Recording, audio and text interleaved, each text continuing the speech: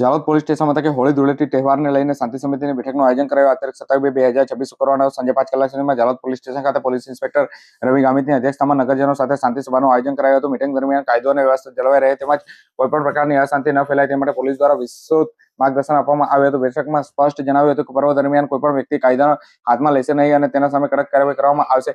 ઝઘડા, મારામારી, અફવાઓ ફેલાવી અથવા ગુનાહિત પ્રવૃત્તિઓમાં સંડોવાયેલા લોકો સામે કાયદેસરની કાર્યવાહી હાથ ધરવામાં આવશે.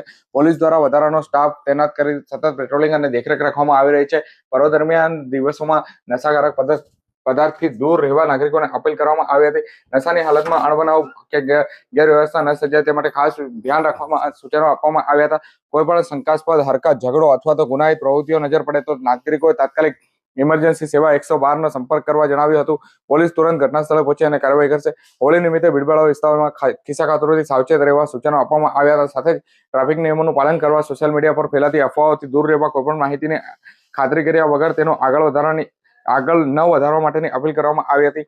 હાલમાં વિદ્યાર્થીઓના બોર્ડના પરીક્ષા ચાલી રહી હોવાને ધ્વનિ પ્રદૂષણ ન થાય અને ગેરવ્યવસ્થા ન સર્જાય તે માટે ડીજે અંગે પણ જાહેરનામાનો કડક અમલ કરવામાં આવે તેવી અપીલ કરવામાં આવી હતી. પોલીસ વિભાગે નગરજનોને શાંતિ, સૌહાર્દ અને ભાઈચારા જાળવી રાખી અને તમામ પર્વ ઉજવણી કરવામાં આવે તેવી અપીલ કરવામાં આવી હતી.